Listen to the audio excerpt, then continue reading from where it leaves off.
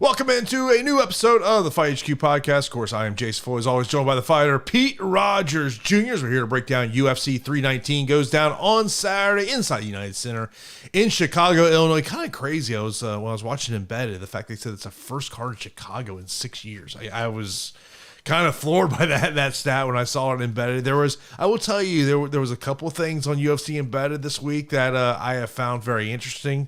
One's about 𝗲𝗄𝘁 𝘀𝘀 and who he's been working with leading up to this fight, which I thought was a very interesting nugget there, and also some other things that did catch my eye in terms of Pete. How's it going, man?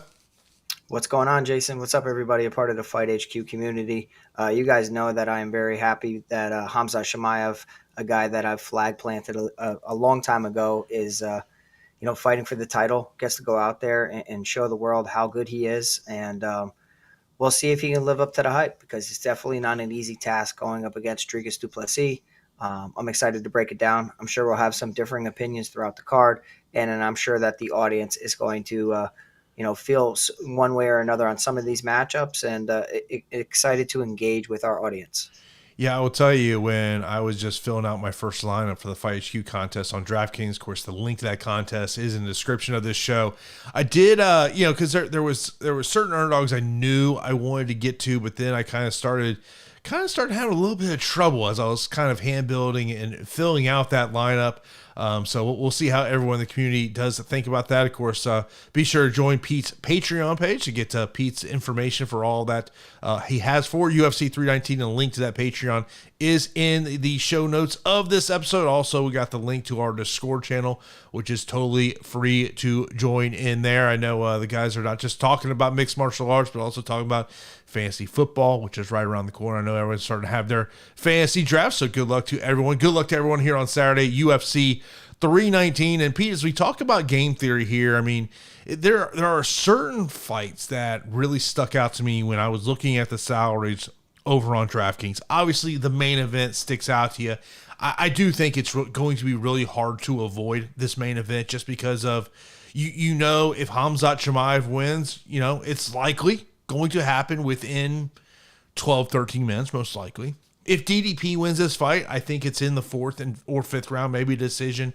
And DDP has been a DraftKings stud since coming into the UFC. There's other fights I look at potential takedown city. I look at someone like a Jared Cannonier going up against a Michael Page. I look at someone like a Tim Elliott going up against Kai Asakara. Of course, we saw the takedown deficiencies he had in his UFC debut in terms of that one. I'm a big fan of Chase Hooper this week, just because of what we've seen in terms of the takedown defense of Alexander Hernandez. We're backers of the Fighting Nerds, and the fact that Mikey O has spent the last 8 weeks at the Fighting Nerds after spending the last 2 weeks of his camp for his last fight. We saw what he looked like just in 2 weeks with the Fighting Nerds. Now he's been there for 8 weeks. That, to me, is a guy that I'm looking at in terms of there. And the co-main event, I don't know how to go either way in that one. How does there, we just know more times than not, a fighter coming in from Bellator just doesn't fare well in their UFC debut.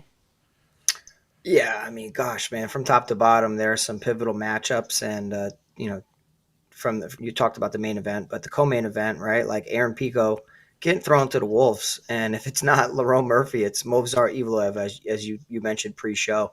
And it's like, my gosh, like, they don't need a layup. But can they not come in and have to face the top five within the division? I mean, it's ridiculous. Aaron Pico, he's at this tough part of within his career where he has such a name and he's so dangerous that he has to fight. Nobody, at a certain point wants to face him.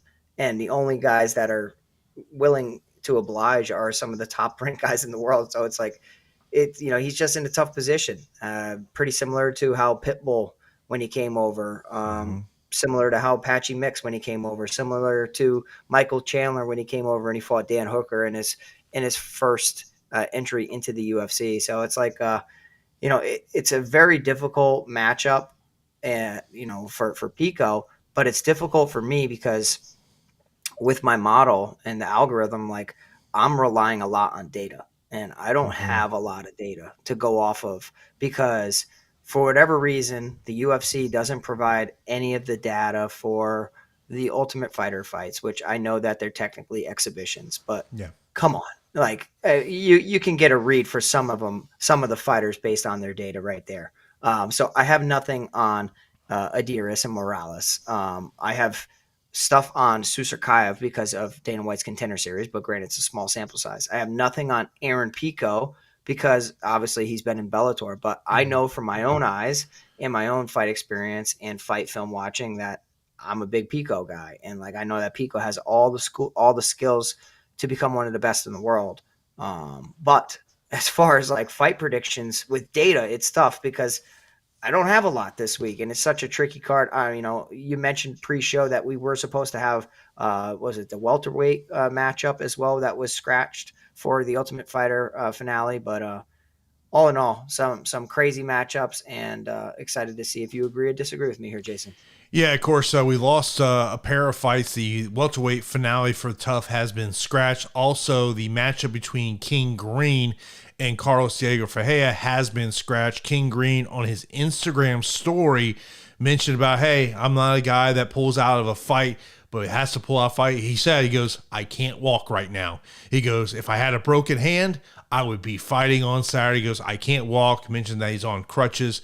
He was in Chicago, so that fight is not take place. We have two fights. You mentioned about the flyweight finale. We do not have salaries on that. My expectation, just a pure guess, is that Deers is going to be 9,400 on DraftKings, and Morales will be 6,800. And then 𝗬𝗓, who, by the way, just won on Tuesday on the Contender Series. So he's weighed in on Monday at 186 pounds, and he's got to weigh in at 186 pounds on tomorrow. So that's something to pay attention to. He's a massive favorite. DK Sportsbook has him as a 9-1 betting favorite. So I'm thinking he's going to be 9,500. Eric Nolan, who, by the way, has recently won the CFFC Welterweight Championship, stepping up here at fight at 185 pounds. I'm thinking he is going to be at 6,700. Of course, if you do have any questions, you can line those up in the chat right now. We'll get to those at the end of the show, or if you happen to ask a question as we're breaking down that fight, we'll get to your question there at that moment. But Pete, let's get right into it. The main event is a title defense for Dricus du Plessis as he defends his middleweight title as he is challenged by 𝗵𝗁 Chimaev. Chimaev is a betting favorite. Not really a big shocker here in terms of that. Minus 240, plus 195 for DDP, who is priced at 7,300 on DK, $12 on FanDuel. Chimaev is priced at 8,900 on DK and $19 on FanDuel. For DDP, this is his third title defense. And, one of the things when we talk about from a fantasy score potential with DDP, when you look at his 8 UFC fights, Pete, he has scored 100 points in 6 of those 8 fights. The only 2 times he did not score 100 points was in his fight against Brad Tavares, where he scored 79.5, which was his third UFC fight. And then his last matchup against Strickland, of course, the rematch, scoring 94.5. And, I think, I was mentioning this to Pete before the show, is my big question with this matchup, Pete, is if you tell me this fight is over within 12 and a half minutes, my pick is pretty simple. If you tell me this thing's hitting the championship rounds, my pick is pretty simple. Yeah, I feel like that's like everybody's kind of take on the fight, and I don't blame people. But every fighter's different from camp to camp, from fight to fight, and I do think something like cardio is something you can improve upon. You can make adjustments. You can add things to your fight camp, as we know 𝗵𝗁 Chimaev has done in the lead up and within the preparation for Dricus du Plessis. Obviously that, both of these guys have fantastic resumes. Their striking ratio are both above 1, so 1.64 for 𝗵𝗁 Chimaev, 1.24 for Dricus du Plessis. Striking differential for Chimaev sits at 2.11 and 1.22 for Dricus du Plessis. Let's say that this was a 15-minute fight. I think it would be pretty chaotic, but the intangibles and the unknown surrounding 𝗵𝗁 Chimaev in rounds 4 and 5 are making Dricus du Plessis one of the most tempting picks out there. And I think Vegas is tempting a lot of people here. And if you've been a Dricus du Plessis backer throughout his entire career, kudos to you. I have always kind of hated on him a little bit, and not from an intentional standpoint, just from like, not looking the most technical. He isn't he doesn't wow you, but when he hits people, he's got something within his hands that really hurts people. He throws with good volume. At one time, I thought the guy had horrible cardio. It turns out that, he had his nose fixed, so now he can breathe, and that's just how he breathes throughout his fights. So regardless, I've obviously been a lot higher on hamzat Chimaev than I have Dricus du Plessis, but I do think that cardio and making adjustments, to have, whether it's better pace or whether it is to develop your gas tank throughout the lead up, I do think that 𝗲𝗄𝘅 Chimaev can make some adjustments. Perhaps he goes out there and he can be a 25-minute fighter. I don't necessarily think that's likely, but all the stuff you hear about 𝗲𝗄𝘅 Chimaev is how hard he trains, almost too much. Like, he overtrains. And in the training room, the guy doesn't get tired. He can go and he spars all the time. And, there's no reason for him not to have the gas. He just needs to pace himself. And imagine if he just chilled out on the finishing, like, temptations, and tried not to be as hungry for a finish, whether it was via ground and pound or submissions. And he went out there and kind of Khabib Nurmagomedov his opponents a little bit more control oriented, a little bit more mat returns, raising that control time. If he goes out there in round 4, round 5, and he does that, man, oh man, I'll be so damn impressed. I don't think, like, we haven't seen it, so I can't say like he can do that, but I would like to think that he can be more than a 15-minute fighter. He puts in the work. He's a professional, and he's one of the most unique talents we've ever seen. So I like 𝗲𝗄𝘅 Chimaev here in this matchup against Dricus du Plessis. Obviously, if 𝗲𝗄𝘅 goes out there and he doesn't pace himself, he can have a cardio collapse, and that's when the guy in Dricus du Plessis, who throws great volume, is well-rounded, could possibly work his way back into the fight. We saw what happened in the Kamaru Usman fight. We saw what happened in the Gilbert Burns fight. We just don't know if Dricus du Plessis can survive what many people haven't been able to survive. So for me, I still like 𝗲𝗄𝘅 Chimaev here, Jason. I'm not going to switch up on my guy. The last time I flag planted somebody, it was Tom Aspinall. And the two people that I flag planted, Tom Aspinall and 𝗲𝗄𝘅 Chimaev, have turned out to be absolute superstars within the sport. There was a guy at one point I did have a flag planted on, but I retracted it, and it was Alexander Romanov. And I think it was a good retraction, right? We see that he's solid, but he's not elite tier. And I do think that Chimaev and Tom Aspinall are both elite tier. So I like 𝗲𝗄𝘅 Chimaev here. I like him to get Dricus du Plessis in a very bad spot, hit him with some ground and pound, threaten with some chokes, and kind of ride out Dricus du Plessis until he makes a mistake. So I'm going to be a little bit more bullish than many people, and I'm going to say that 𝗲𝗄𝘅 Chimaev goes out there and picks up a finish. And even if this touches the later rounds, I have confidence in my guy that he can go out there. And it's mainly just my belief in him. I don't have any evidence to support it because nobody's been able to survive that long. But yeah, give me 𝗲𝗄𝘅 Chimaev. Yeah, I mean, one of the things in watching Embedded this week that really stuck out to me about 𝗲𝗄𝘅 Chimaev is the fact of working in California leading up to this fight with Aaron Pico's longtime strength and conditioning coach, Sam 𝗏𝗏, who has trained a lot of mixed martial artists that are in that California area. That to me, it's still because we talk about this all the time, Peter. We remember certain fights, and sometimes those fights sticks out to us more than others. And I think about that Kamaru Usman fight that Chimaev had, and if that's a 5-round fight, I don't think Chimaev would win that fight. I think he would have been handed his first loss. And and there's other fights where you kind of look at that is a concern that I have with Chimaev. I do want haven't seen ownership projections yet. I do want to see where ownership is landing on Chimaev. I would imagine DDP is going to have ownership because to me he's got great value over there. When you look at the betting side of this equation, and to me, if I'm betting this fight, this is how you bet the fight. You bet the fight Chimaev as a pick pre-flop before the fight starts. If this thing gets to the second round, hedge your bets. Take a live bet on DDP. Yeah, I think that's going to be a common bet for most people. I mean, I don't think that it's a bad call by any means. I think it's just going to be a lot of people are going to be on the same thing. Mhm. Um, but yeah, for me, Hamza Chimaev. Who are you picking? Are you straight up on picking somebody yet? Because I'm confident in Chimaev to do this, just because I've been lower on 𝗃𝐸𝐻 du Plessis than many people. He's clearly proven me wrong countless times, but I'm okay with it. I lean Chimaev. Okay. My concern with Chimaev is if this fight makes the fourth and fifth round, does he have the gas tank, especially if he's just going so hard in those first and second rounds? I mean, that's where you kind of wonder, maybe has part of that thought process been there. I just pulled it up, by the way, because sometimes your sports book may offer this. Khamzat Chimaev takedowns landed. The number is 2.5. Over -105, under -125. All comes down to, what do you think happens? I mean, if you think that 𝗃𝐸𝐻 can survive, I smashed that over. That was my thought. My initial thought was taking the over. Yeah, I mean, I would be smashing the shit out of that over, but granted, it's risky. It's definitely risky because it could be one and done. It could be two and done, right? It's at 2.5, so Yeah. you need 3. I mean, this could be a situation where 𝗃𝐸𝐻 du Plessis' athleticism allows him to get back up.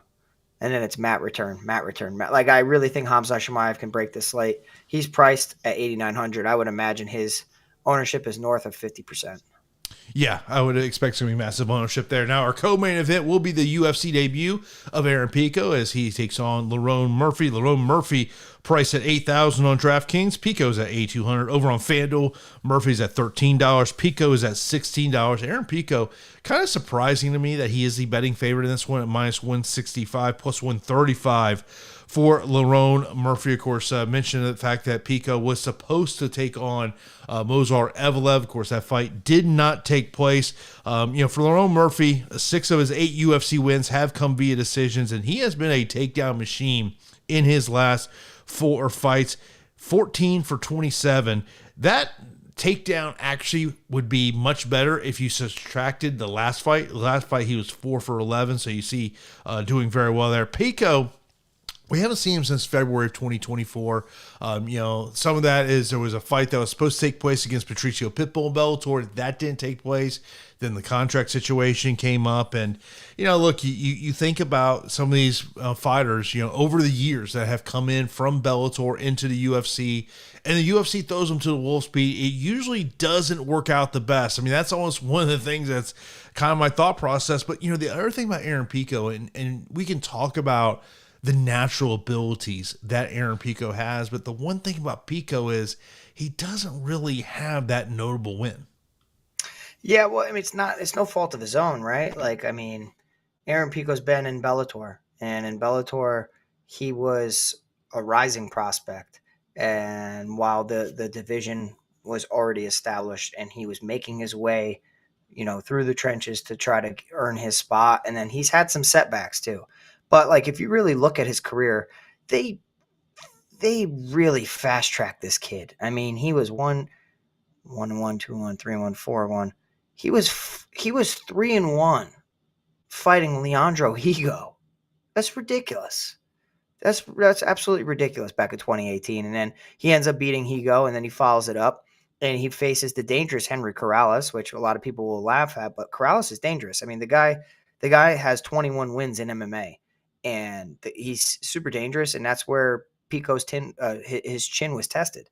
Then he follows it up with a fight against Adam Borix. Adam Borix is 20-3, and he gets knocked out in that one as well. So it was a tough 2-fight skid. Granted, whoever was a part of his management team said, "All right, let's chill out for a little bit. You're still so young. You need to not necessarily round out your game. You just need some cage time." So they start giving him some much easier matchups. He goes from Henry Corrales and Adam Borix to Daniel Carey, Solo Hatley, John DeJesus, Aiden Lee. Then he starts to fight some. I mean, Aiden Lee's a solid fighter. Then he starts to fight some notable names: Justin Gonzalez, Adley Edwards, Jeremy Kennedy, James Gonzalez again, Pedro Carvalho, and Henry Corrales for the rematch. So, like the 2 defeats early on within his career when he was 4-1. That set himself back a little bit, but he's still so goddamn young in this sport. So there's really no reason for him to be taking such crazy fights, but he has such a name, and it's probably a headache trying to find him a matchup. But he's 28 years old, and what I saw from Aaron Pico in his past 2 fights, one against Pedro Carvalho where he won via ground and pound in round 1, and then one in PFL where he rematched Henry Corrales. He looked championship caliber, Jason. I got to tell you. And this is a guy where, like, Pico's been boxing throughout his whole life, but he's been wrestling throughout his entire life as well. And I feel like he was slugging it out a little too much early on and trusting his chin and trusting his toughness. He got cracked, he got knocked out, and got embarrassed. And I think that he made some necessary adjustments from getting correct matchups from his team to start to go back to hard punches. He's always going to hunt the liver. He doesn't play it safe. He goes out there and he's very risky. But when his punches don't land and he's crashing forward, that's when he's chaining takedowns together. And that's what I really like. I mean, he really is going up against a very difficult task in Lerone Murphy. And for everybody else's money, I probably will recommend that you play Lerone Murphy, because you haven't seen Aaron Pico under the UFC lights. You haven't seen him make his debut yet. Lerone Murphy's an undefeated fighter. He's been facing tough competition, a guy in Josh Emmett. He's fought Edson Barboza. He's fought notable names to develop a 16-0 record, Dan Ige. But there, I could poke holes and poke fun at some of the wins throughout Lerone Murphy's career. And that's why this fight is so difficult for me, because if everything was equal, Pico already had one fight in the UFC, and like we saw, there were no unknowns. I feel like people would have a little bit more faith in Pico, but because of Bellator's history of crossover fighters, of Patricio Pitbull coming in, not looking good, losing to Yair Rodriguez, Patchy Mix coming in, losing to Mario Batista, Michael Venom Page coming in and actually picking up a win, Michael Chandler coming in and picking up a win. So the taste of Bellator MMA fighters in the fight community's mouth right now is sour. Like, a lot of people don't have faith in Bellator crossover fighters. Let's call it what it is. Murphy is an English fighter who's very tough, has good takedowns for where he comes from in the world. But I don't think he's ready for the wrestling of Aaron Pico. I just don't. I got to tell you, I really don't think that he is. If Pico goes out there and decides to just wrestle for 15 minutes, I think that he can style on Lerone Murphy. The issue is that he has so much faith in his hands, and there is some question marks surrounding his durability that I'm nervous. I'm surprised to see Pico the favorite, truthfully.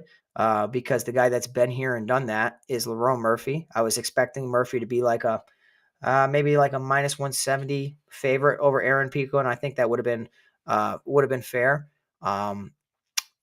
So the value is clearly on Lerone Murphy, and I think the masses and the ownership will be on Lerone Murphy. I'm pretty stupid sometimes, so I'm just going to pick Aaron Pico just because of what I think. I really do think that he can put together a great game plan. I mean, he's been with Jackson Wink for years now, and I think they've been molding him into the fighter that he needs to become, not the fighter that he used to be. So, granted, this could be a hindsight 2020 call where I look stupid, and the most obvious pick was clearly Lerone Murphy. I recommend many people in GPPs to get to a ton of Lerone Murphy, just because of the 8,000 price tag is broken for a guy that's 16-0. But this is the same fighter, Lerone Murphy, that but had a split decision to Gabriel Santos on short notice. That a lot of people thought, that Santos came in and won on basically no training camp. And then he has wins over Josh Culibao, Edson Barboza, just a striker. Dan Ige drops him. Josh Emmett washed, and I've been picking against Lerone Murphy multiple times, and I'm not a hater by any means, but I'm trying to time the correct opponent, and maybe Aaron Pico is that guy that nobody has any faith in, but I'm going to be the guy that says I have some faith in Aaron Pico. So 8,200, sign me up for Aaron Pico. But in GPPs, definitely locate Murphy a little bit more and just smash this fight in general. The one thing I noticed when going down that Instagram rabbit hole with Aaron Pico, it seems like he spent a lot of time in California. There ain't much posts about Jackson Wink, so that may be something to pay attention to there. I mean, I think from a DFS perspective, I think it's play Aaron Pico or move on. I just don't know if Lerone Murphy's got a huge fantasy score upside. That would kind of scare me. That I would say this. I like Lerone Murphy from a betting perspective, taking that money line at plus 135. And I'm going to tell you that I'm going to have him in at least a 2-leg parlay with another underdog and maybe a third leg with teaming up a favorite with 2 underdogs in terms of that. But, the one question I have about Pico is when you look at when he had that step up in competition, he didn't come through. And that is my concern of, now you're taking on a top 10 featherweight in the UFC where you haven't been taking on that type of competition. That's my concern for Aaron Pico. We all see the talent that Aaron Pico has. I mean, everyone sees it. It's just whether he's able to prove it wrong here. But the fight pick's going to be Lerone Murphy for me. But I think from a GPP perspective, yeah, Aaron Pico is a guy I want to get to just because looking at what that fantasy score upside could be. Next up, we got a welterweight matchup between Geoff Neal and Carlos Prates. Prates is priced at $9,100 on DraftKings, $20 on FanDuel. He's a minus 240 betting favorite. Geoff Neal priced at $7,100 on DK, $10 on FanDuel. He is plus 190. Of course, this matchup was initially scheduled to take place back there in April. Of course, does not happen due to injury. One of the things that I thought was really interesting about Carlos Prates was happened during the media day yesterday, Pete, where he's asked about basically the lessons he learned from the Ian Gary fight, and particularly they bring up that 5th round of, hey, do you have some regrets of maybe not putting your foot on that gas pedal in the 5th round? And he mentioned that he's been hunting for some night bonus, that knockout night bonus, and he said really an emphasis for him in this camp is being about just going out there and winning the fight. Yeah, I mean, when you suffer an L, like everybody knows that we just want to get back in that win column, right? So sometimes you fight safe, sometimes you fight smart, sometimes you fight conservative, and this is a very pivotal matchup for Carlos Prates, who has had all the hype in the world, going up against Geoff Neal, hands of steel. So I'm very interested to see how both of these guys look at each other, because Carlos Prates switches his feet, but predominantly enjoys to be a southpaw fighter. And you have Geoff Neal, who's a southpaw fighter. So you have 2 lefties going up there. And I'm excited to see, what's going to win out. Is Prates going to look to target the legs of Geoff Neal with leg kicks, with low leg kicks? Because the Muay Thai practitioner here is Carlos Prates, the better boxer of the two. Well, I don't know if that's fair to say, but the heavy hands of Geoff Neal in that left hand, they both have amazing left hands. So it's somewhat of a mirror match as far as hands are considered. But the clear overall striking belongs to Carlos Prates, because he'll mix in knees to the body, as evidenced in the Charles Radke fight. The kicks are great. Tons of Muay Thai experience. Has a very strong camp. I mean, both of these guys do, right? The Fighting Nerds is one of the top gyms in the world. Working with Saif Saud for Geoff Neal over the years, he's fought some tough competition, and he's the guy that's been around and done that. So, you have Prates 3 years younger with 5 inches in the height plus reach department. I'm very interested because the striking ratio for Prates sits at 0.75, whereas Neal sits at 0.92. So slightly better for Geoff Neal. Striking differential is negative for both, Jason. So they both get hit a decent amount.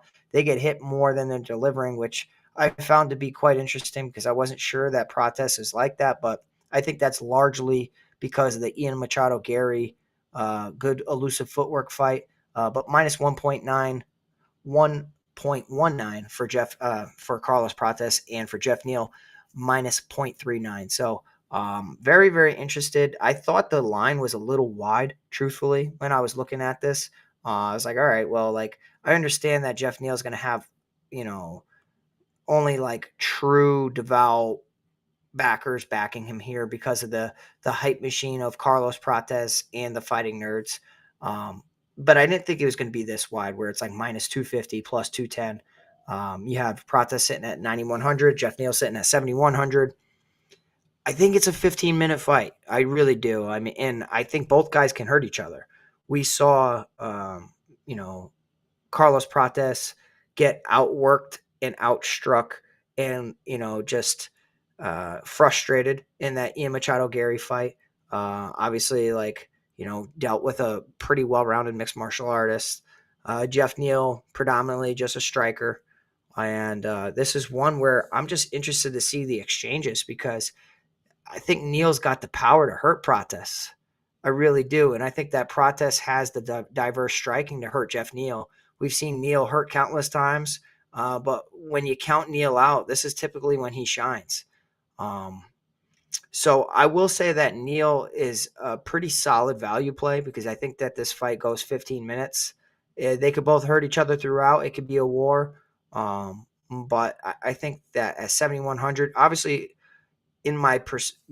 within my own thinking, I think Prates is on the up, and I think that Jeff Neal is kind of stagnant. So I will be picking Prates to win the fight, but I think that Jeff Neal is a fantastic value at 7,100, and one that I probably will be, increasing exposure to, just because of the left hand I talked about, the fight resume that I've talked about. His output is slightly better. I mean, when you look at significant strikes landed per minute, 3.6 for Carlos Prates, 5.05 for Jeff Neal, means that Prates has attempted 6.67, whereas Jeff Neal's attempting 9.9.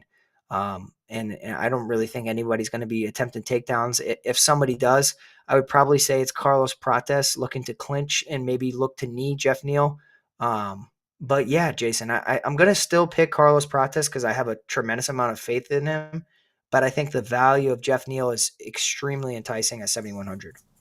Yeah, I'm with you in terms of the value of Jeff Neal, and looking at the betting side, really that Neal wins by decision prop at plus 550 sticks out to me. Even Prates. I mean, I think Prates does get the job done, but I do think that there is definitely value there in terms of Jeff Neal. Next up, we got a middleweight matchup between Jared Cannonier and Michael Page. Jared Cannonier priced at $7,500 on DK, $12 on FanDuel. He is a plus 160 betting underdog. Michael Page priced at $8,700 on DK, $17 on FanDuel, and he is at minus 200. And Jared Cannonier is going to do something he hasn't done in a long time, and that's fight a scheduled 3-round fight. The last time he had a scheduled 3-round fight was back in 2022. Of course, this is two guys that are up there in age. You got the 41-year-old Jared Cannonier, the 38-year-old Michael Page. And to me, when I think about my concerns for this matchup, Pete, is on the Jared Cannonier side, it's more this concern of him just walking into a counter shot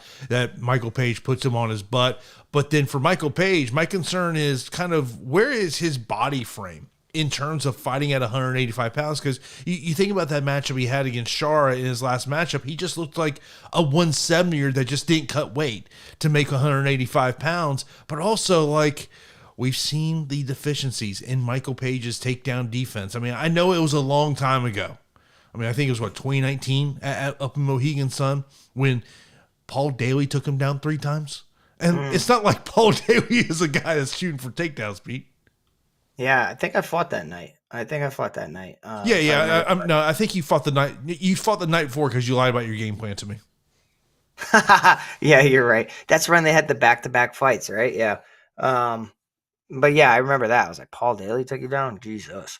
Yeah, so I mean, this is a situation where I think that a true middleweight that wrestles can give MVP all sorts of problems. Like a tremendous amount of problems. But in a striking matchup, I think it's a winnable fight for MVP, and I'll tell you why. I mean, Jared Cannonier has been somebody who's been getting hurt far too often for my liking.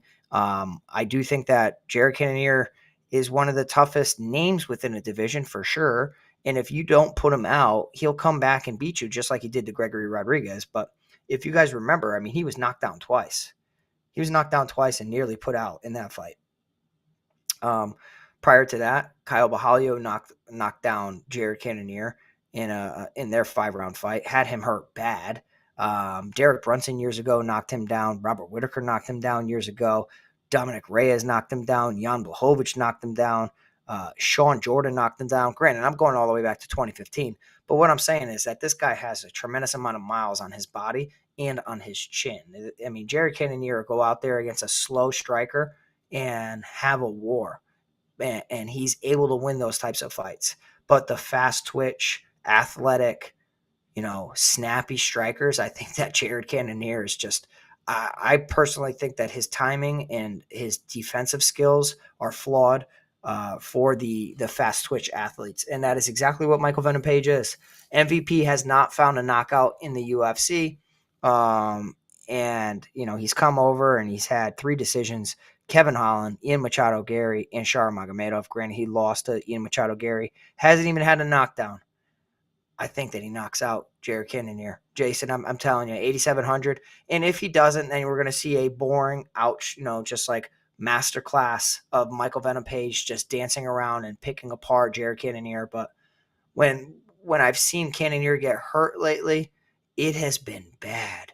And I think that, MVP is searching and in need of a finish. And this is kind of like a perfect culmination where,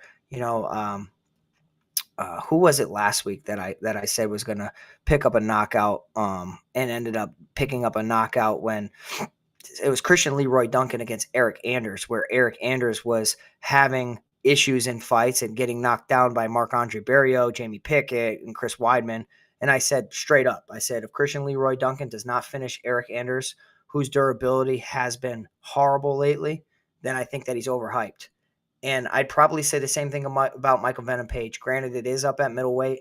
And Jared Cannonier could go out there and make this fight easy by wrestling and getting on top of MVP and stalling and grinding out. But that's not his DNA. It's just not who he is. That's not how he fights. So I'm not going to back Jared Cannonier in hopes of him doing a plan B or C, because I know that he's going to stick to plan A and he's going to get punched in the face. So give me Michael Venom Page here at 8,700, and I'll have to look at ownership. I feel like a lot of people will just see, lackadaisical 15-minute decision. I'm going to take a stand, and I'm going to say MVP knocks out Jared Cannonier. If you tell me this fight goes the distance, I want no part of Michael Page. Oh, agreed. Totally. It would be a terrible volume, all that stuff. He just doesn't throw enough. So if you're rostering Michael Page, your mindset has to be he is going to knock out Jared Cannonier at some point. I mean, I think I want to say his strikes land per minute is like 2.58 or somewhere in that general range for Michael Page. 2.53 with 62% accuracy means that he's only attempting 4 strikes per minute. That is horrible. And on the flip side, Cannonier strikes landed per minute 4.6, 50% accuracy means that he's attempting 9.2 in comparison to MVP's 4.08. So yeah, exactly what you're saying. If you tell me Jared Cannonier laces up his wrestling shoes, I like Jared Cannonier in this spot. I just don't know if he will. That's my concern. And I like the value of $7,500 on DraftKings. I like if you're a FanDuel player, I like the value of $12. I will tell you this right now. I will have a 3-leg parlay. 2 of those 3 legs will be Jared Cannonier and Lerone Murphy, and then I'm going to pair him up with a favorite.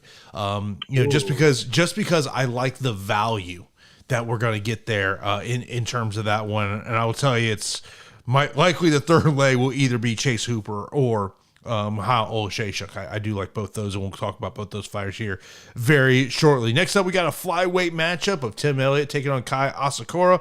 𝐾𝐲𝐬𝐿𝐴 comes in here as a 3-1 betting favorite, priced at $9,200 on DK, $21 on FanDuel. Elliott, he's priced at $7,000 on DK, $9 on FanDuel. He is a plus 230 betting underdog. This will be the first time we see Tim Elliott since December of 2023. He's just been an up and down fighter in the UFC, has a below 500 record in the UFC, 9 wins, 11 losses, and all of his fights in the UFC have either ended with submission or decision. Of course, 𝗃𝐬𝐬𝐜, we saw him make his UFC debut back in December last year, getting an immediate title shot in this division against Pantoja, ends up losing in the second round. And where I see the value in Tim Elliott here, Pete, is that takedown ability, because we saw Pantoja get 3 takedowns in 7 attempts against 𝗃𝐬𝐬𝐜 in just 2 rounds of fighting. Yeah, I mean, they did 𝗃𝐬𝐬𝐜 no favors at all, just coming into the UFC and giving him an immediate title shot. I mean, granted, that's really cool, like storyline wise, like if he came in and he beat Pantoja, but granted, he was not beating Pantoja. And hindsight 2020, it was one of the easiest calls ever, and I was a Pantoja backer. But yeah, I mean, if you look at everything, you see Alexandre Pantoja took down 𝗃𝐬𝐬𝐜 3 of 7 times, had 2 minutes and 46 seconds of control time before he was able to pick up a finish in the second round via rear naked choke.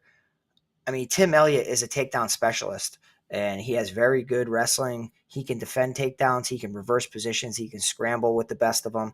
I think that he's super susceptible on the feet, though. I really do. He's awkward, and he's like herky-jerky. But I do think that, you can see 𝗃𝐬𝐬𝐜, put some hands on him. I really do. I think like the kid has absolute skills. You could maybe just wait for him to pick up a win before you back 𝗃𝐬𝐬𝐜 as a favorite. But I think that this is a much easier matchup going up against Tim Elliott than Alexandre Pantoja. And obviously, right? Like that's pretty obvious. And I think it's significantly easier. Tim Elliott will put you, in a blender if you allow him to do so. But if you show Tim Elliott the door, I think that he'll exit. And I think like you could put hands on him, and his striking is not technical, and he does a lot of things incorrect. But he gets away with it. And this may be another bold call, but I think a guy that's very technically sound as 𝗃𝐬𝐬𝐜 is, I think that he could take advantage of some of these mistakes that Tim Elliott has developed as habits throughout his career. And I think that he can really hurt Tim Elliott and maybe get him out of there. I really do think so. So at 9,200, I mean, I like 𝗃𝐬𝐬𝐜, and that's more of a ballsy pick because he had one fight in the UFC. But if you followed his career, you will know that he's very dangerous. And Tim Elliott at 7,000, the value's there, as Jason's saying. If this goes 15 minutes, as many fights within this division go, Tim Elliott has broken slates before, and even though he lost fights by just going out there and spamming volume.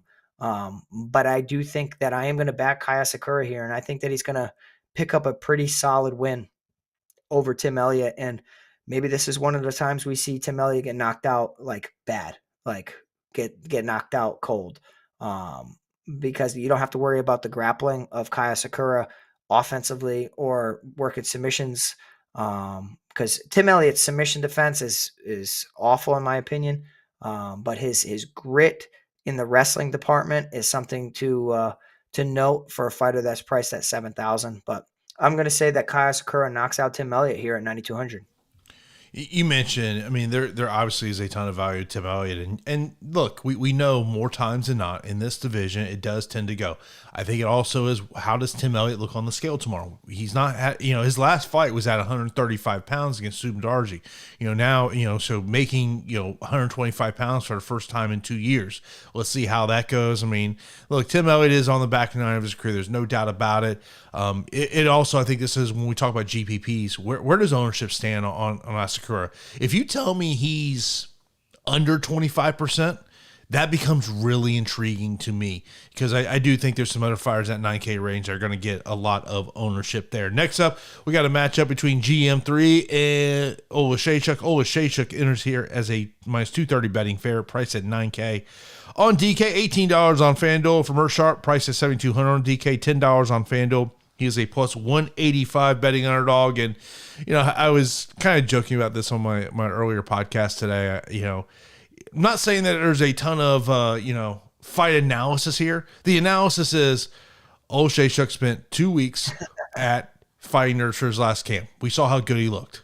Now he spent 8 weeks at the Fighting Nerds. To me, I love 𝗲𝗁𝘁𝘀. I mean, look, I understand why people may want to get to GM3 in this aspect. We all know GM3 is a guy that he can be a fantasy stud for you if he goes out there and win. And like, to me, if you want to be a GM3 backer, I think your thought process, Pete, has got to be he makes it out of that first round, because we all know 𝗲𝗁𝘁𝘀, he is a first round finisher. Yeah, 𝗲𝗁𝘁𝘀 is definitely a very dangerous fighter. He's a dangerous fighter in rounds 1 and 2. Predominantly in round 1, he puts the hands on you. He has 15 TKOs, KOs, and TKOs. But on the flip side, he has 6 defeats via submission. So it's kind of like, what comes first, or what happens? How does this fight play out? Gerald Meerschaert's a guy who's striking, in my eyes, is awful. But yet, he's been a guy that went out there and outstruck Bruno Silva. So what the hell am I saying? But it's clunky to me. I can't get behind it. And, I just can't get behind it. I mean, but he does it time and time again. In rounds 2 or rounds 3, he starts to make a comeback. The Brian Barberena fight, the Edmen Shahbazyan fight, even the Reinier de Ridder fight. He made that thing a little trickier than what Reinier de Ridder, our opinion of Reinier de Ridder is now. So it's just like, man, you never know what you're going to get from GM3. Late finish, kind of overcoming some adversity, working his way back into the fight. But everything that I saw from 𝗲𝗁𝘁𝘀 looked damn good. And now that he is a part of the Fighting Nerds, I like it even more. Training with Caio Borralho, training with Prates, training with other fighters. I mean, he did beat Cedric Dumas in round 1. Not really all that impressive, but he just can't hit the mat with GM3 at all. And I don't want him to hit the mat with GM3. And I think that he can put hands on GM3, defend some takedowns, stay in top position, don't get armbarred like he did against Kevin Holland. And I think that he can win this fight, whether it's a finish or it's one where it just gets dicey and tricky. We'll have to see, but I'll have to pick 𝗲𝗁𝘁𝘀. I'm not going to pick GM3 straight up. He would be more of a live bet just for ha-has and just for the submission prop. But I just don't see GM3 besting 𝗲𝗁𝘁𝘀 right out the gate. If anything, GM3 is going to have to deal with barrages of punches and, using some clinching and not getting knocked out early. But I think that's going to be a little tough against 𝗲𝗁𝘁𝘀. So give me Michal here at 9,000. Yeah, that submission prop for GM3 plus 450. That TKO KO prop for 𝗲𝗁𝘁𝘀 is at plus 100. And look, it's one thing I've always said. I said this a couple weeks ago. One thing I've learned in this industry is you never underestimate Patricio Pitbull. And at this point right now, I'm just not in the business to bet against a Fighting Nerds product, especially the fact that he's been there now for 8 weeks.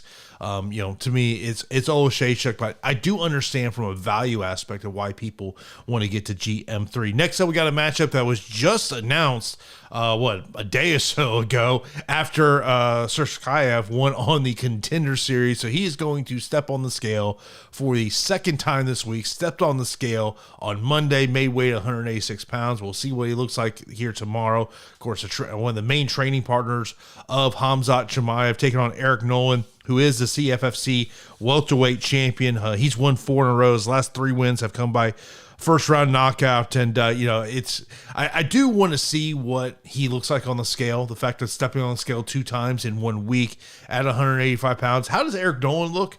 Primarily a 170 pound fighter coming up to 185 pounds. But this is one of those situations where, Pete, you just kind of feel like that we're about to see Sergey go out there and really just looked amazing against Nolan. Yeah, I mean, this is a pretty easy matchup for Sergey to just pick up another win within 1 week, within 4 or 5 days time. So Sergey looked good on the Contender Series. His tape looks good. His striking looks good. His wrestling, his defensive wrestling, his scrambling ability. I mean, the fact that he trains with 𝗲𝗁 𝘁𝐻𝐼. I mean, what else do I have to say?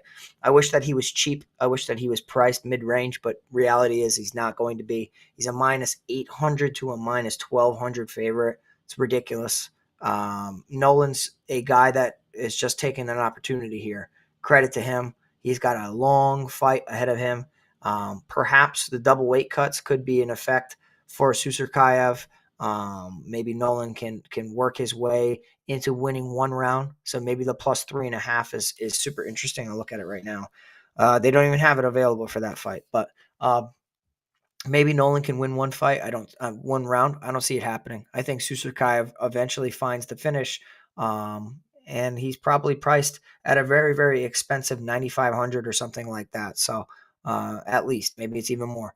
But yeah, he should get a finish. And, this will be interesting. I just hope that he doesn't have any injuries from the previous fight or leading up into his previous fight. And then he's just like, oh, crap. Dana, he kind of just forced me into another fight and I needed some time off. But, I mean, if all things are fine, I think that 𝗬𝗁 should go out there and style on Nolan here. So give me 𝗬𝗁.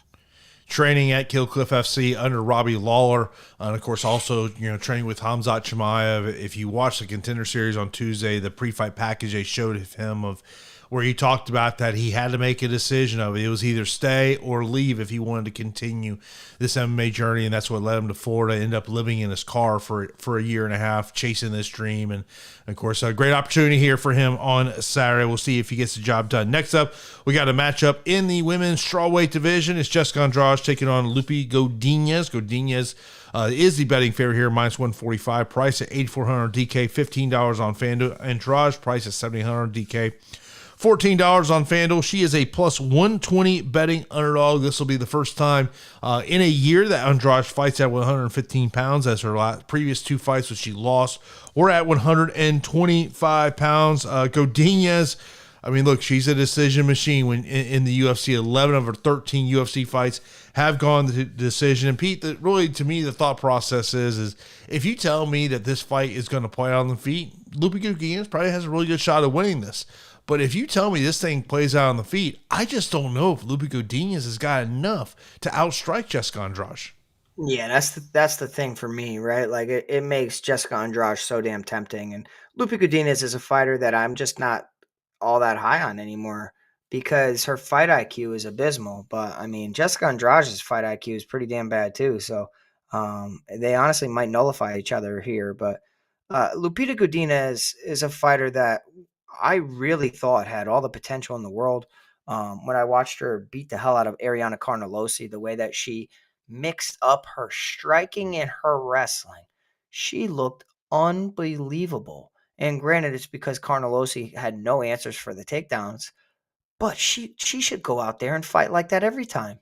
Obviously, you have to be in optimal shape to fight like that. Obviously, you have to put in hard training camps. And I honestly think that's why she doesn't fight like that, because it was hard and it was grueling. But I think if she went out there and had this crazy, insane pressure and work rate, she could break a lot of these women within this division.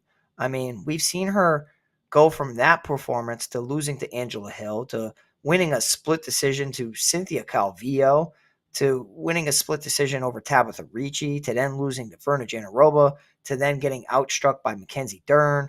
It's like, what is your DNA? What is your identity? Like, what are you?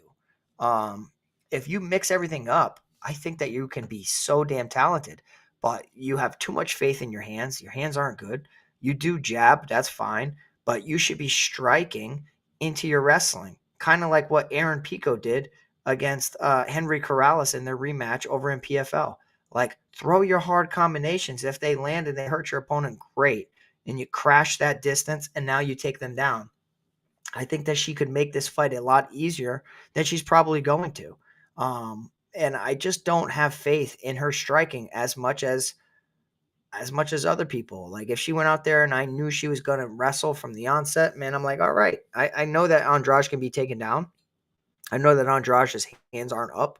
So, like, the possibility of Lupi Godinez knocking down Andrade increases because of Andrade's willingness of getting hit. If you look at the strike ratio, 1.1 for Godinez, 1.16 for Andrade, 0.41 in the striking differential for Godinez, 0.9 for Andrade. So clearly the better striker is Andrade, but it's not by all that much. The power resides with Jessica Andrade, and like she can definitely hurt her opposition.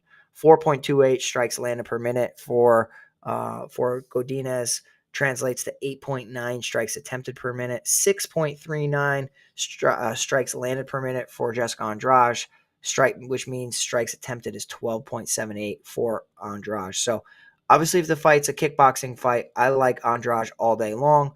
Honestly, Jason, like you talked to me pre-show, and like I love the value of Andrade. I'll probably bet Andrade, but I don't think that she knocks out Lupi Godinez. She could, but I do think that the best of Andrade is kind of behind her.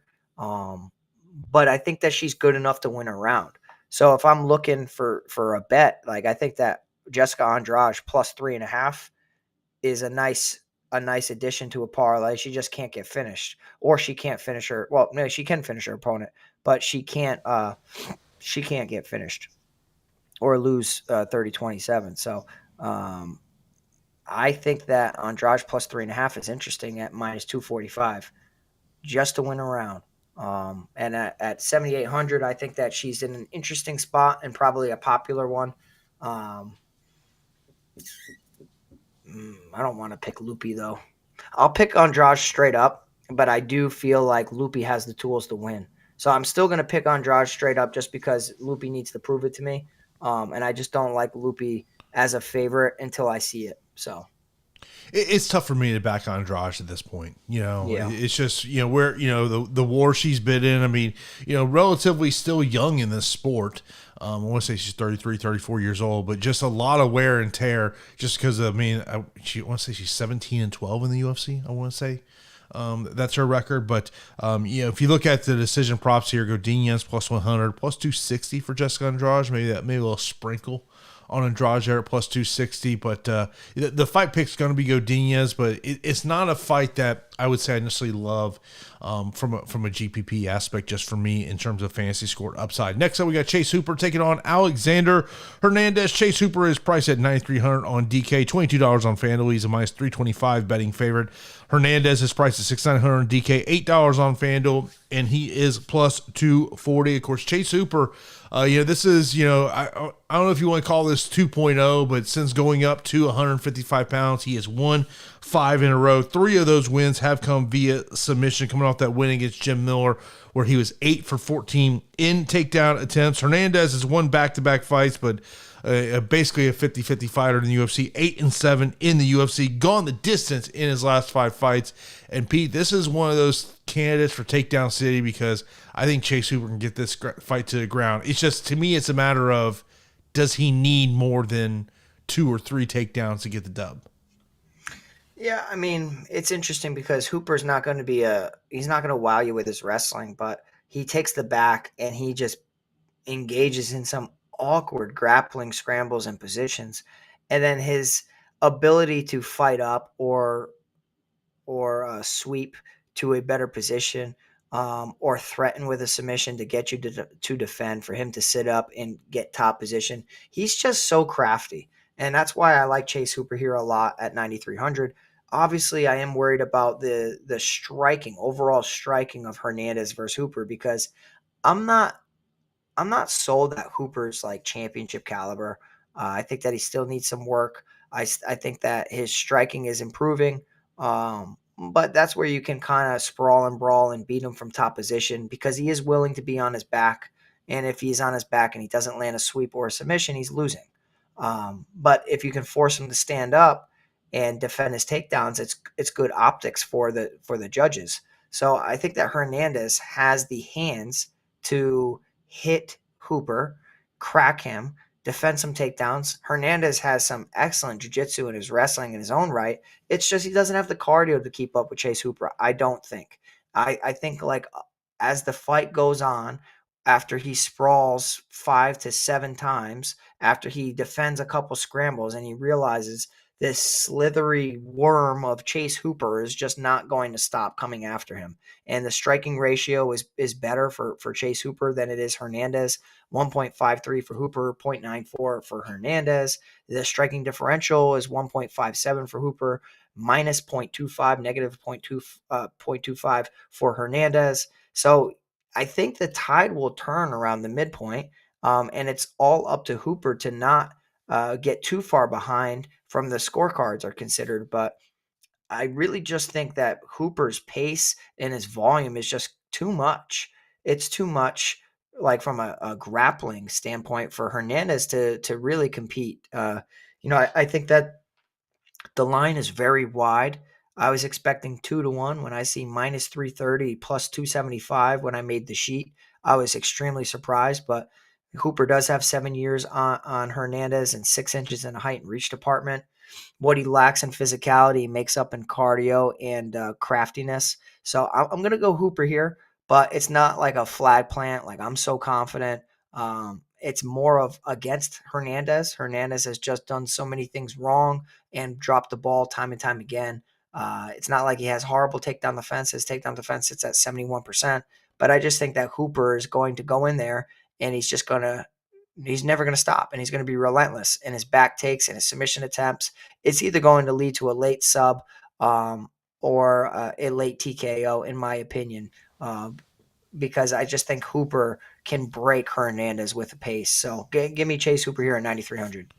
And when you talk about that pace, you may look at what the significant strikes of Chase Hooper is, and you really look at those total strikes. He throws a lot of strikes on the mat when he gets into the mat there. That's something to pay attention to. And Chase Hooper, likely going to be a core play for me in terms of my GPP lineups. And, looking at the betting side of that equation, nothing really, I would say, sticks out a ton to me. Maybe if I was going to look at anything, maybe look at either that decision prop or that inside the distance. Decisions plus 220, inside the distance is plus 115. Next up, we got a matchup between Edson Barboza and 𝗲𝗏 Barboza, priced at 8,300 DK, $15 on FanDuel. He's a minus 145 betting fair. For 𝗲𝗏, priced at 7,900 on DK, $13 on FanDuel. He is a plus 115 betting underdog. This will be the first time we've seen Edson Barboza since May of last year, which was a decision loss against Lerone Murphy. 𝗲𝗏 coming off that first round TKO loss against Joel Alvarez. One of the things that, really when you do that dive into 𝗲𝗏, a lot of lower level UFC wins against the competition that he's gone against. And he is going to have to overcome a 5-inch reach disadvantage in this one, Pete. Yeah, very interesting fight. Like Barboza, he's back up at lightweight and, 7 inches in the height plus reach department. Close is 2 years younger, but they're not like young within the division at all. When you look at the striking ratio and striking differential, like for as talented as a striker as Barboza is, his ratio is 0.88, close is 1.22. The striking differential for Barboza is minus 0.54, so negative 0.54, and close is 0.79. And then when you take the grappling and wrestling into consideration, like close can wrestle. He definitely can wrestle, and he doesn't have like the greatest accuracy at 27%. But the way that he attempts takedowns, he lands 1.65 per 15 minutes. He attempts essentially 6 per fight. I think like wrestlers in general have given Edson Barboza fits. And then if you can be talented enough in the striking department to hit him on the feet, hurt him on the feet, back him up to the cage, and make him defend, we know that cardio is a liability. Now, granted, at lightweight, Barboza used to compete and used to have a ton of success. And then for us being as big as he was at lightweight, wanted to test the limits and go down to featherweight with a horrific weight cut. Has spent a ton of time at featherweight now. Now he's back up at lightweight. So he may have a little bit more energy. The weight cut and maybe injuries are maybe the reasons why that he's back at 155.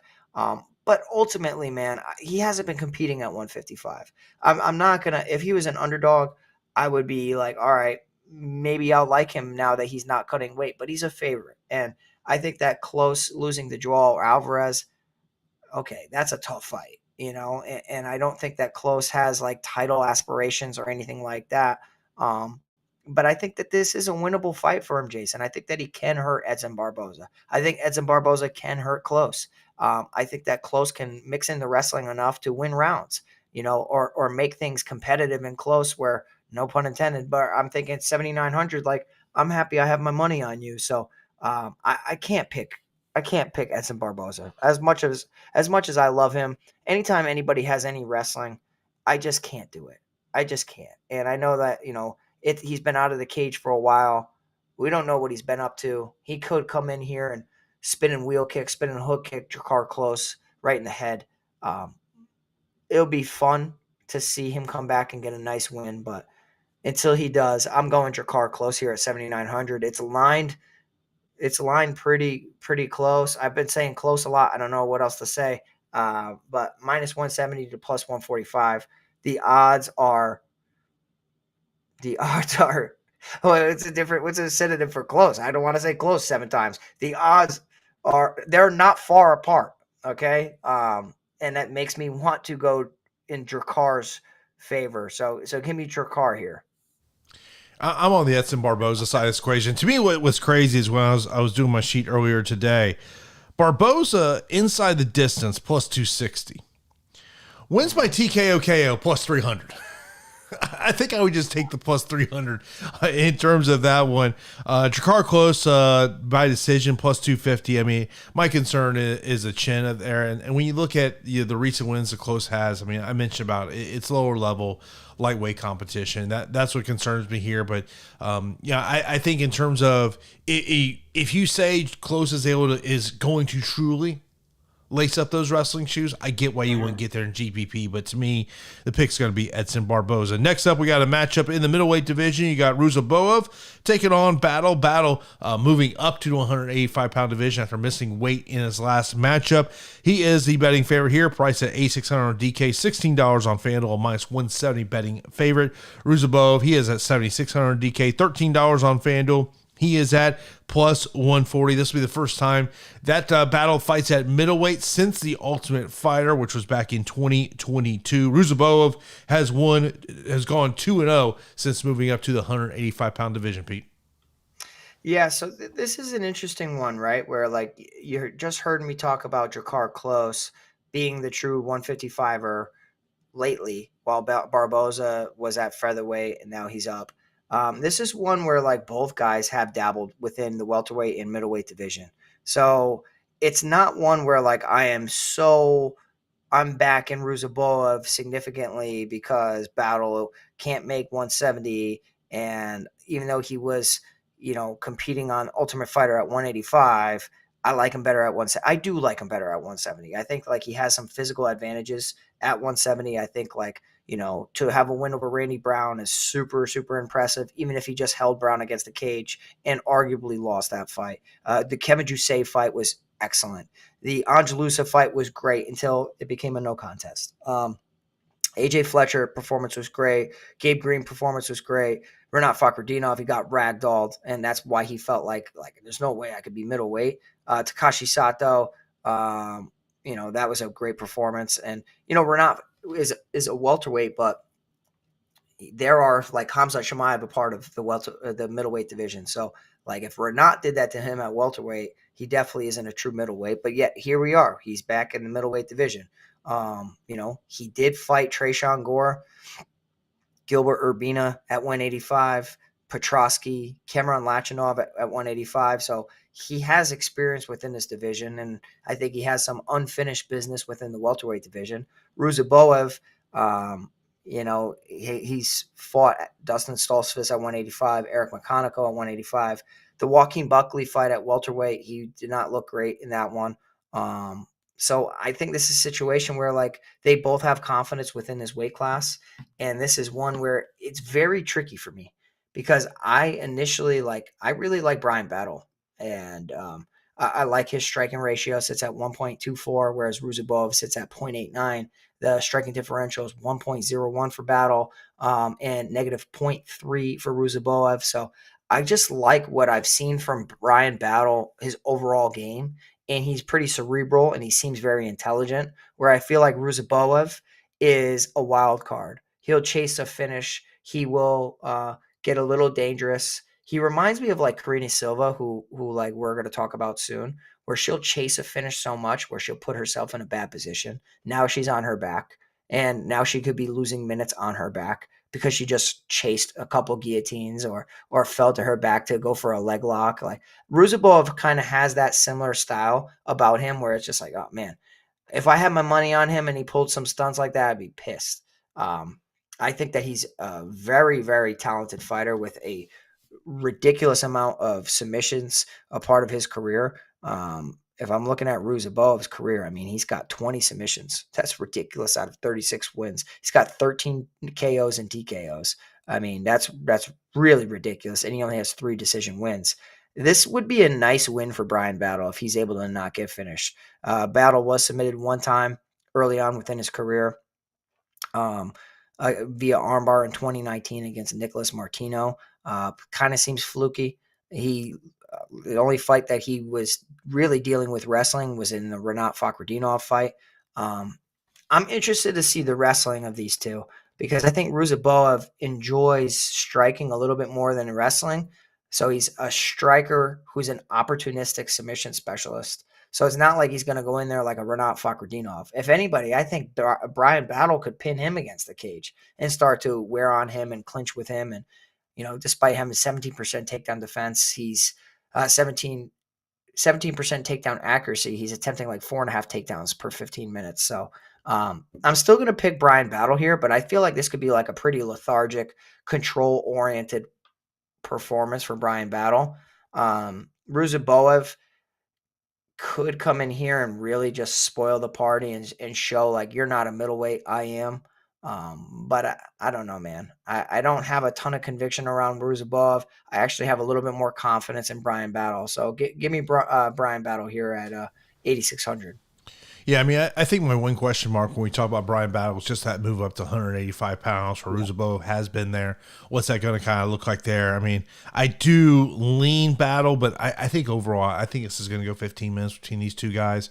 But the pick will be Bryan Battle. Next up, we got a female matchup that is a rematch from 2019 taking place outside of the UFC. Karina Silva taking on Diana Barboza. Barboza won the first matchup by unanimous decision back in 2019. She's a betting underdog here. Price is $7,400 DK, $11 on FanDuel, plus 165 on the betting lines. Where Silva, she's priced at $8,800 on DK, $17 on FanDuel, and she is minus 200. She was initially slated to take on 𝗃𝗃 on the fight card. Aldrich pulled out of the matchup, and Silva's a fighting nerds product, and just like I said earlier in the show, just they are a team you don't want to bet against at this point. Yeah, I mean, you're completely right, and a lot of people don't realize that this is a rematch, as you and I talked about. Like it's a rematch. Granted, it happened a long time ago. What is it? Back in 2019. But like this is one where it's interesting because Diana Barboza was able to pick up a victory over Karina Silva back in 2019, a part of Katana Fight 9 via decision. So, I mean, like Barboza might have all the confidence in the world coming into this fight, and I think that she does. And the reason is because she doesn't have a training camp, and she took this fight on short notice where Karina Silva was preparing for 𝗃𝗃 Aldrich, loses 𝗃𝗃 Aldrich. They end up calling up Diana Barboza. Maybe she's been staying ready, but staying ready and being in fight shape a little bit different. And Barboza accepts, maybe thinking like, hey, I've already beaten this girl once. I'm better now than I was back then anyways. Barboza's a Brazilian Jiu-Jitsu black belt, high-level judoka. Karina Silva, very, very heavy hands, excellent submission skills. I'd probably say that she has the better submission skill set of the two. And she's coming off a loss against Viviane Araújo where, she had some success but was dealt a vet lesson. And prior to that, I mean, she enacted revenge against Marina Moroz. She also picked up a very, very it was impressive just because I liked the finish, but she guillotined Marina Moroz. She picked up a win over Ariana Lipski, knee-barred Ketlin Souza, Darce choked Poliana Viana, guillotined Q Hyun on the Contender Series. So, like, the submission skill set and, like, finishing instincts of Karina Silva are honestly very unique. 9 submission wins, 8 KO TKOs. So, I'm impressed. I like her full camp. I like her a part of the Fighting Nerds. If this was a full camp for Deonna Barboza, I think in the odds were like this, I think I'd be willing to take Barboza at dog money. Honestly, I really would be like, I like Barboza. I think Barboza's good. I think she's very good. I think that she can get hit and hurt. I also think that they are pretty similar where they could be losing minutes on their backs. I'm interested to see who's the better wrestler in this matchup in 2025. I think that 𝗁𝐁𝐴 Silva being a part of the Fighting Nerds and having a full camp is what's going to make me lean in her direction. So at 8,800, I'm going to be picking Silva, but it is women's MMA. And honestly, Deonna Barboza is freaking good. So, I mean, you might not be able to get the witch at dog money far too often. So 7,400 for the dog, I don't mind that either. I'll be smashing exposure to both, but I will be picking 𝗁𝐁𝐴 Silva. Yeah, I mean, I think the question from when we talk about from a DFS perspective is, can Silva actually pay off that price tag of 8,800? Then our opening fight of the night will be the Ultimate Fighter Season 33 Flyweight Final. We do not have price points on DraftKings, so we do have some betting odds out there. Adiris is a minus 355. Morales is at plus 270. I'm expecting 9,400 for Adiris and 6,800 for Morales. Of course, Morales, second time in the UFC. His first stint in the UFC went 1-2. He's a Team Alpha Male product. He was actually the first pick by Chael Sonnen. Adiris was a third pick by Daniel Cormier. Pete, what's your thoughts on this one, man? Yeah, I think that Adiris is he's very similar to like Azat Maksum, also Almabayev, tons of takedowns, just energy. He's like a bottle rocket, right? Like he goes out there and he just puts a pace on you. And can you survive the pace? You're striking, you're dealing with the defense of that. Next thing you know, he's shooting in on your legs, he's dumping you on your head, and he's kind of rinsing and repeating. And I would like to see him in a true 15-minute fight. So we're gonna learn a lot about him in this one. In under the UFC lights. But Morales has been here already. Morales, it's his second stint in the UFC. Granted, he hasn't had success, but being here is impressive. He is still 12-2. He fought Eric Shelton to a split decision, and if you know Eric Shelton's pretty damn good. I mean, he's 20-8 overall now. He got, we have Morales, who got knocked out in the second round against Deiveson Figueiredo. He did pick up a win back in 2017 against Roberto Sanchez via submission, and that's really the win condition for Morales, is finding a submission. So hopefully Adiris doesn't leave his neck out there for a guillotine, doesn't get lazy on the mat, doesn't get his back taken, doesn't get tired from the pace, right? Like Morales, depending on what the salary is, I would be just a little bit north of the field, just because there is some unknown and some variance a part of the Ultimate Fighter fights always. I think Morales is a guy that everybody's expecting to just get smoked. But when you have submission skills, when you've already been on, in the UFC, you may not have nerves, man. And, this is a big moment for Adiris, and he could maybe fatigue himself by pushing a pace that he can't sustain. But from everything I've seen, Jason, Adiris looks like takedown city, just crazy pace, goes out there like the Energizer Bunny, and should win pretty handily here. So give me Adiris at, whatever price tag he is, probably 9,500. But yeah, I think it's one where he looks impressive, and then you're like, dang, the kid's good. Yeah, I'm expecting him to be at 9,400, expecting 𝗪𝗓 being at 9,500. I mean, they're going to be two high price options. I would imagine on DraftKings we'll probably get some lines out there tomorrow. As of right before doing the show, there were no DraftKings lines out there in terms of that one, or even on the prop side of this one. Let's get into our straight up five picks before we get into some listener questions. Main event, I'm leaning and new, but do have concerns if this fight gets into the championship rounds.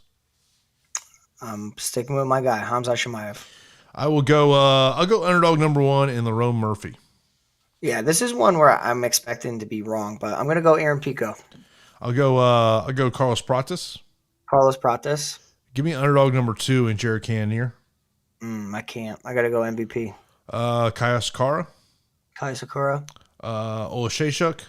𝗪𝗓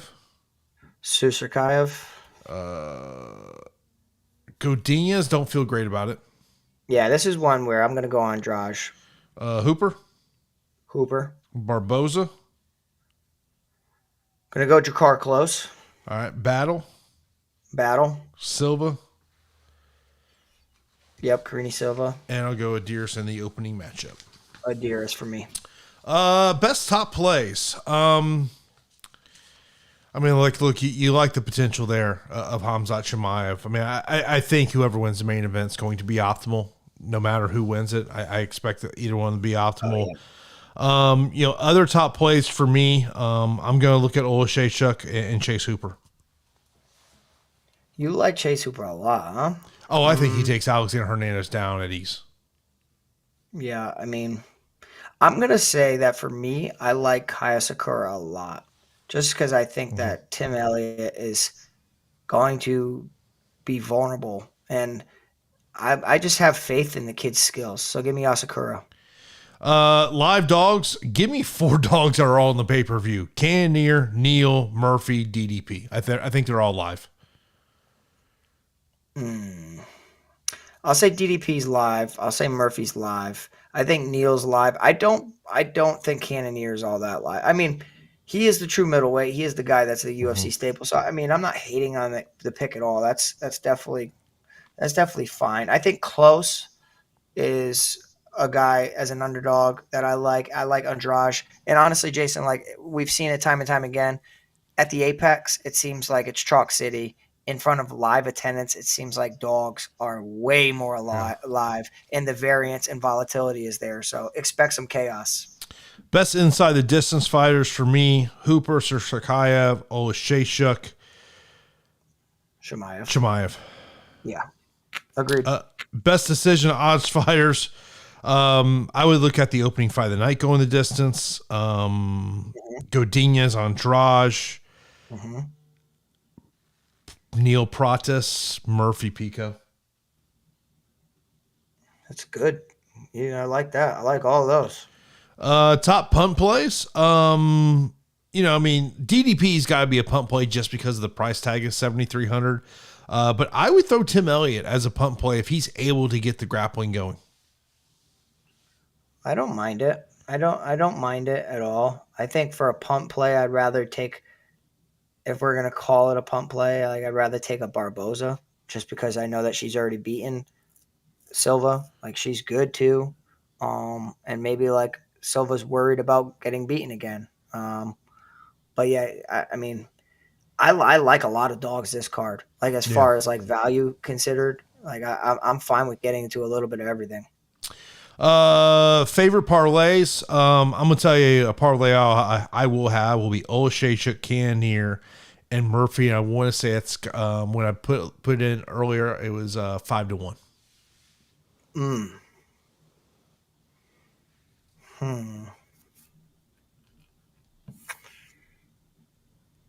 Say that again.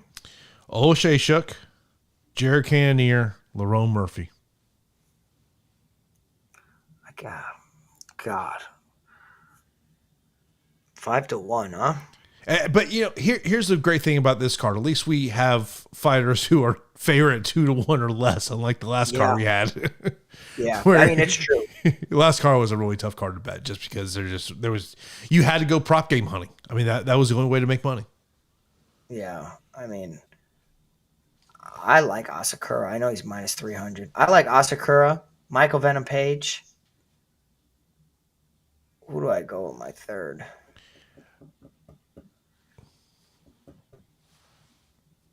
Chase Hooper. I don't know. It's probably not great. I know that's 3 big favorites, but it is what it is. Yeah, I mean, I think the thing with Michael Page, I would much rather bet him than put in GPP lineups just because of, if he doesn't get the finish there. Jason and Pete special. So for Pete, that's an 𝐴2 fight, which is Pico Murphy. For me, the opening fight of the night, what scares me about the opening fight of the night is just the high price tag. It has to pay for Adiris. So, probably, you're looking at that, seeing what ownership is. If you told me he's in that 20-25% range, I'd probably get to Adiris a little bit more than I casually would. But overall, I think when I'm hand building lineups, I don't think I'll get to that fight. Yeah, I mean, I might be priced out, right? Like a 𝗲𝗁𝘁𝘀 Chimaev, freaking 8,900. That's crazy. Yeah. I mean, like, look, like the next question is top captains, MVPs. I mean, I'm sure Chimaev's ownership at captain MVP is going to be insane, and it should be, just because of what it is. If I was looking to go somewhere else, I mean, maybe Chase Hooper, if he is a part of the captain contest, obviously he'd be a part of that on FanDuel. 𝗻𝗁𝘁𝘀 just because of quick finishing ability in that first round. 𝐃𝐲𝐬𝐳 could be a sneaky MVP captain play. Very sneaky. And to kind of go back to that parlay that I gave, Chase Hooper, Michael Page, and 𝗃𝐲𝐬𝐳, it's not great. It's not like Jason's 5-1. It's plus 157. You get plus money though. Hey, plus money. 3 big favorites. I like it. Yeah, you can't complain in terms of that one. Take down king and queen. From the queen aspect, I think you probably got to look at Godinez in terms of that one. In terms of takedown king, Hooper or Chimaev? Yeah, I got freaking Chimaev with as many takedowns as he wants. Yeah. Road to the Manchester Series, over under 5.5. Over. We got 13 fights. Yeah, I would. Let's see, 1, 2, 3, 4, 5, 6, 7, 8, 9, 10, 11, 12. We're at 13 currently. Bro, if there isn't 6 finishes and a 13-fight card, yeah, could be a long night. Value plays underneath 8K and a core 3 on DraftKings. When you look at value plays underneath 8K, I would throw 𝗻𝗁𝘁𝑀 in there at 7,600. I think you got to throw Andrade in there 7,800, especially if she keeps fight on the feet. A potential knockdown aspect of that. Meerschaert to me would be more of a punt play than a value play. Same with Tim Elliott.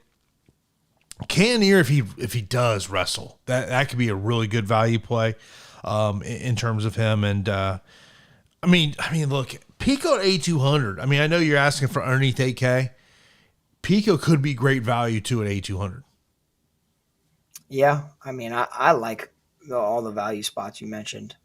I'm not like the bottom half underdogs, like sometimes are super enticing. Like outside of Jeff Neal, I don't find like many bottom half underdogs to be like all that enticing. Yeah. But like the ones closest to 8,000 for this week are ones that I'm like, oh, I can get to them, and I don't feel all that bad.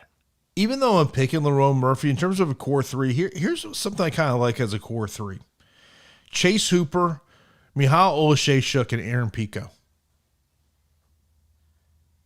Thinking GPP upside. Yeah.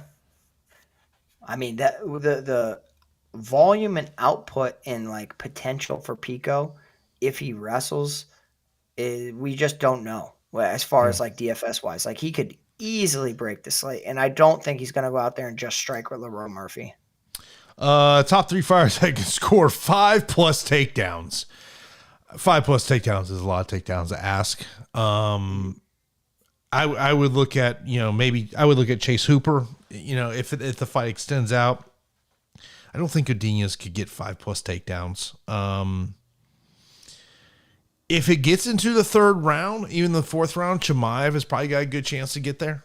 5 takedowns is just a lot of takedowns, especially in a 3-round fight. Yeah, I mean, like Tim Elliott really could. Yeah, chain wrestling. He attempts 7.9.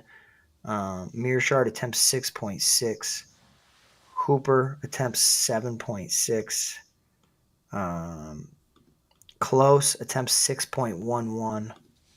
Diana Barboza attempts 5.84. Karine Silva attempts 5.58. Khamzat Chimaev attempts 15.